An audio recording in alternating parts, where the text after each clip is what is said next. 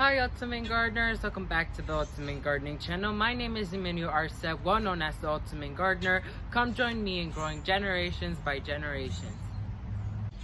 So Ultimate Gardeners, in today's exciting sprouting video, I thought it was going to be a fun topic to talk about raised bed transformations. I know all of us gardeners start off with one design in our head, we complete it, and maybe later on in the journey we decide to change this design to look at something new. That's what's happening in my garden right now. I'd like to transform the entire garden bed by bed until we have a complete landscape design, and I just can't wait to show you guys the final product. So I'm gonna be giving you guys a one-on-one tutorial on how to properly transform your raised bed the way I like to do it, and then I'm gonna show you guys what I'm gonna be planting in the bed and all the steps on why I'm doing it, on the landscape design. But before anything, I want to go ahead and mention that this entire look was inspired by David the Good. His garden is so big and so amazing that I got inspired, and I want to go for a more natural wildlife look. And so that's what we're going to be doing today. So let's go ahead and move to the location right now. So Ultimate Gardeners, this is the new raised bed that I decided I would like to work on today. So we have a papyrus, we have trash, we have weeds, mulch, and edging. All of that's going to be removed so we can have an empty land ready to be planted with plants. This has been the areas that have been least worked on, and so it needs to be worked on. So I'm going to be doing companion planting.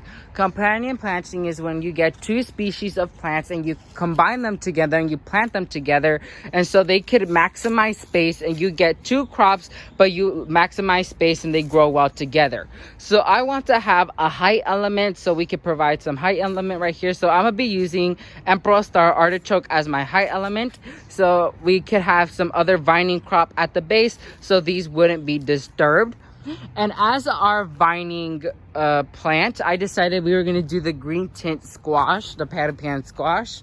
I made a video on this, but here is two sprouts that came up right here. These are actually seeds that I planted in the mound in this raised bed, but they never came up, and so I thought it was bad germination rate, so I swept this bed entirely, and it seems to be they came up. So they're going to be transplanted and the new raised bed over there, and we're gonna till it up, put new soil, and we're gonna make it brand new again. So I'm gonna fast forward all of this.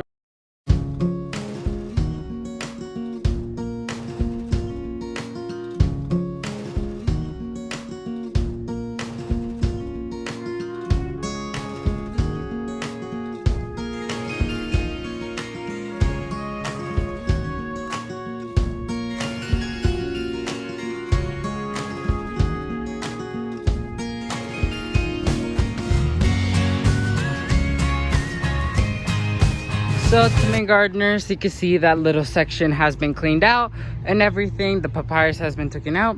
So now we're gonna go ahead and refill it up with some fresh topsoil. This brand is very cheap. I got it like for $178 at Walmart. Go check it out. I used this before and it's pretty good to be $178. Then we're gonna go ahead and transplant the seedlings over there direct to the artichokes.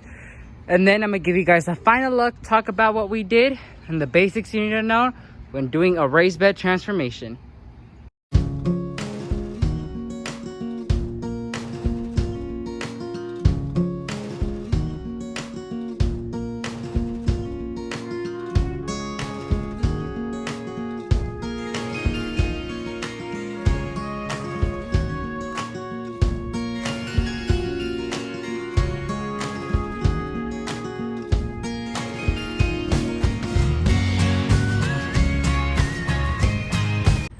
So Ultimate Gardeners, the raised bed is officially completed.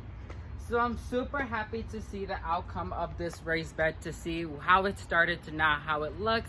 So here's a photo on how it looks before, and here's the photo on what it looks after. Super great transformation. Once again, we took up the papyrus, the mulch, the weeds, the trash, the edging. All of that has been removed and has been replaced with fresh new topsoil and two transplants of the green tint patty pan squash from the Territorial seed company, and we direct sowed artichoke, the variety Emperor Star from Burpee gardening. So I would like to talk to you guys a few basics you need to know when it comes to raised bed transformations. So number one is you want to go ahead and weed off everything you can. Try to weed off everything that is to sight and hand pull it. I know there's machines out there that help you take out or tools that help you take out the weed easier, but I find it more convenient to hand pull if you have a small area like me, because you just bring up the levels of you not having more weeds or more work to do, because weeds are a pain in the butt, and I know especially here in South Florida where weeds are everywhere. Doesn't matter if you weeded one day, the next day you already see seedlings of the next falling crop of weeds. So you want to go ahead and pull up by hand, which is the best thing you could do for your transformation of the raised bed. Number two is you want to already have planned out what you're gonna have for this raised bed. You want to go ahead and have the plants ready, the material ready to go, so when you finish the raised bed, it's ready to go and be planted.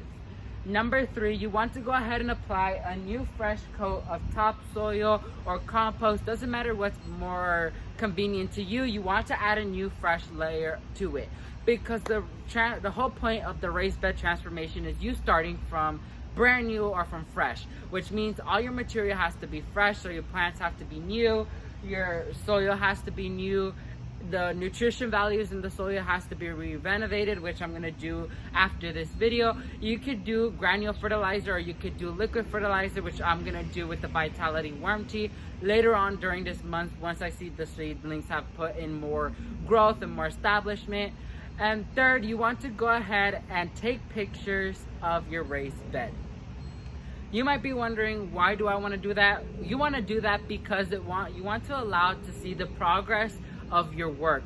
That's what I've been doing lately, taking pictures of what it looked before, what it looked after, and then the entire progress of how the plants grew, the seedlings sprouting, so you can go back and look at your amazing work and pat yourself in the back and see how it started all the way to the end, which is super satisfying. So to main gardeners, that's going to be it for this exciting sprouting video. I am super glad that I was able to show you guys the raised bed transformation, because for me personally, I love seeing those types of videos. So thank you all so much for watching this video. If you learned something new, please leave a like down below, and while you're down there, please show your amazing support towards the Ultimate Gardening channel and subscribe, and please share with your friends and families to help other generations learn where their food comes from, but not only that, learn how to grow it. So thank you all so much for watching this video, and never forget to grow big, Ultimate Gardeners. Bye guys.